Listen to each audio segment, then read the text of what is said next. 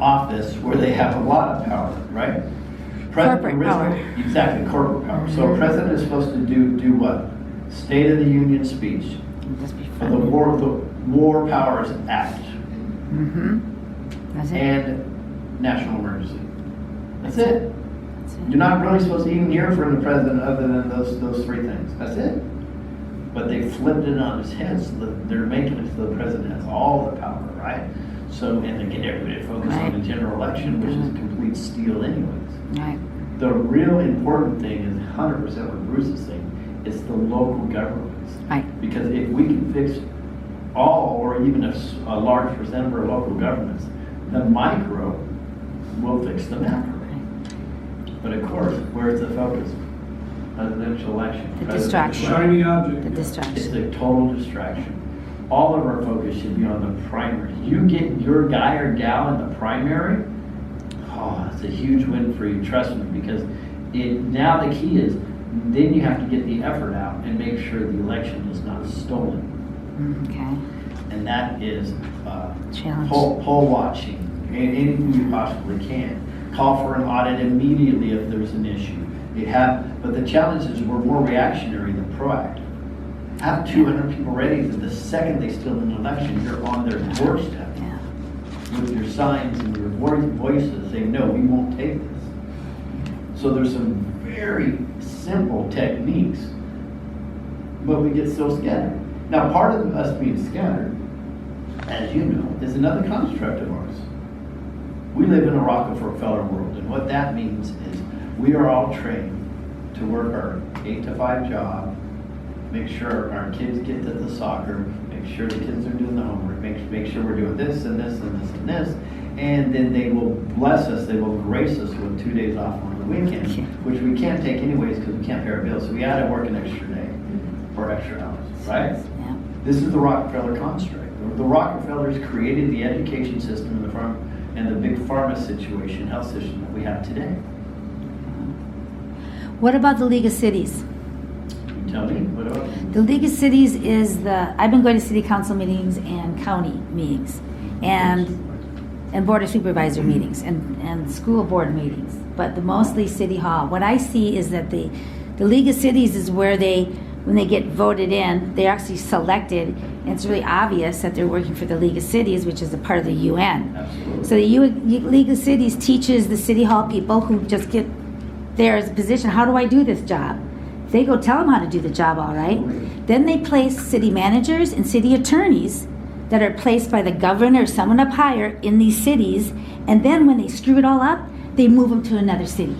And they screw all that up. And they spend time on beautification and everything but. And we can't get anything on the agenda without going through the city manager, which is illegal. Right, he's hired. Can you summarize that for everybody at home real quick? And Yeah. I'll tell you some more good news. That's Yeah, she's talking about League of Cities, and it's a conglomeration there. It's a planned effort to come in and take city managers and control that are controlled by other parties, World Economic Forum, United Nations specifically, that they're infiltrating is the best word, infiltrating the cities to get their agenda done, make it look like they're doing stuff, but they're really not, and they move around just like they did all the priests in the Catholic Church when they were abusing children. Oh, just take this guy, move him to a different city, let him raping kids over here, and so that's the shell game that they're playing. They're also, by the way, the ones that created the 15-minute cities. Yeah. Same Yeah, organization. okay. So, here's the good news.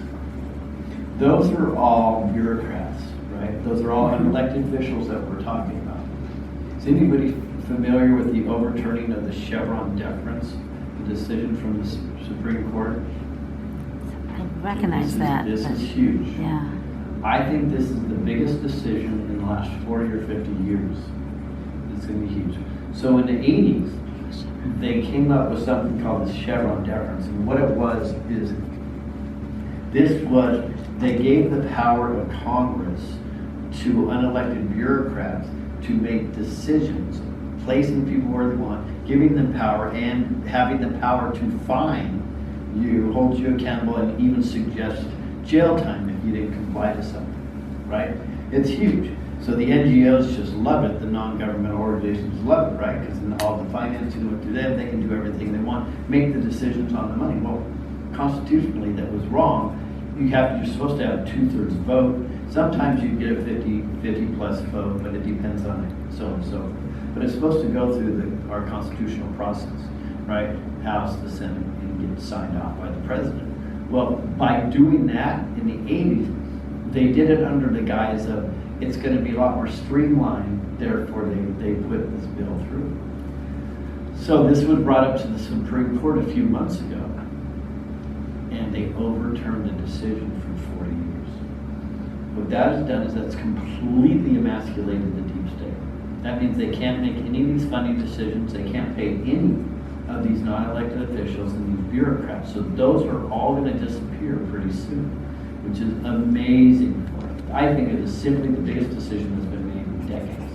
Now, where's the challenge? If we don't step up and test this Supreme Court action, we're going to stay exactly where we are today. So we have to be very aware. Anybody online, you have to be very aware of the Chevron deference. So when you see non-elected officials making decisions, trying to impose fines and so on and so forth, take it to court. This has to go through the process. It has, even if it gets rejected, it has to end back up to the Supreme Court. It's very easy for them to say, hey, the decision's already been made. Nope, that's illegal. We need just one of them. But it has to be tested. If it's not tested, the deep state is going to completely do what they've been doing the whole time. You think they're going to bring it up? They're not going to mention it, but that's powerful. So that's the good news. That is an epic decision that we can use to our advantage if we test the system. And the reason why I talk about it all the time is if you guys see that going on, test the system. Say no, that's illegal. Bring it to your local court. Let it go through the state. Let it go all the way up to the Supreme Court. And you may just be a hero of this country if you do that. That's how big that decision is. Would you use an affidavit to do that? Okay, written affidavits are amazing if they're written properly and effectively. I think we actually say that right here. Writing effective written affidavits, right there. Okay. So, and we'll get into this and then we'll let you go. You want to go through this today since you're at a better angle than me? Yeah. And online they're having a little trouble seeing this. Yeah, it's not as clear and as big as we'd like. But sometimes it's easier to do this in this situation anyway. But the Freedom in Action website that Lewis initially created to house and archive a lot of the banned videos of information truth when all that stuff was happening. That's kind of, and those things are still there, but they're on archive. We're retooling the Freedom in Action website to turn it into a tool bag that we can do. And all of these different things, they need to understand that they work for us, all these politicians. That's right. If an entity that you pay or is funded by taxpayer money, they work for you. They don't tell you what to do. You tell them what to do in a respectful and bold manner. Yep. But anyway, how everybody can make a difference. There's all kinds of different things that everybody can do. Everybody has a different passion or purpose, right? Some the hot button, like good school board meetings, or somebody might be health freedom type stuff. There's a huge list. Yeah, it's a big list. So what we compiled is through, we did a tour called the Freedom in Action Tour, Boots on Boot Camp, where we thought we were going to go into these different cities. Here in California, we did one in Florida, that we're going to go and share information and teach these people how to do, because that's one of the biggest things that we have heard as we travel around is, I want to do something, but I don't know what to do. I don't know. So we thought we were going to go give information, but we're the ones who got schooled, right? Because there's many other people out there that are doing much smarter than Lewis and I, but they're out there on the ground in their local community, hashing out. They know what works, what don't work. So we took successes and failures, and we learned. We came up with this whole list of writing letters is extremely important and effective, and also put stuff on the record, because if you send the mail certified and you do your letters properly and you get the responses, you can actually weasel some information out of these people pretty easily through letters. How to effectively and peacefully protest, how to document corruption, boycotting corruption, being in digital warrior. Everyone wants to be a keyboard warrior, right? I mention all the time, if people want to be a patriot, so it's time to do patriot shit, right? But the keyboard warriors are still important. We share this information out, share the stuff that we're sharing it through, news stories, the local stuff. Share, and just keep pushing that information out to help. It's seeds that are being planted in people as they go around. How to hold your local politicians accountable, right? And it's all about getting things on the record. When you go and you speak at these meetings, you can do it in a certain fashion. Even I'm just for the record, because that's a part of the minutes of the meeting is the everybody speaking. They have to keep that stuff up to date. How to organize and support other meetings, patriot meetings. Praying, manifesting, living without fear, those things are huge, very important. How to hold law enforcement accountable. These are all different topics that what's going to end up happening. They're not there now, they're not clickable links now, but they will as we begin to populate some generalized guidelines, outlines for how to do these certain things in these different categories.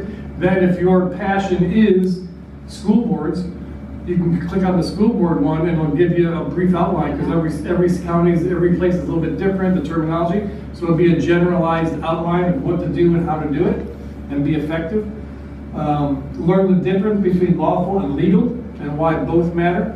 Lewis Tucker mentions all the time about Trump, saying we need to do things lawfully and legally. Lawfully is that's the corporate law. No, lawful is the corporate. Yeah, legally is the corporate law. Right. Lawfully is the natural law or common law type stuff. So we need to learn how to meld them. Right now they're standing out here separate. I think natural law is where we need to be, the common law type stuff. But breaking into that system, bar system, and the judicial system that we have now, so we can work together, meld these things together and be much more effective. To make the transition to where we need to be. The transition, right. Social media strategies. Social medias are fantastic tools, even though shadow bans and you get canceled. And he lost his account just as we started the tour. He went to log out and Facebook's gone.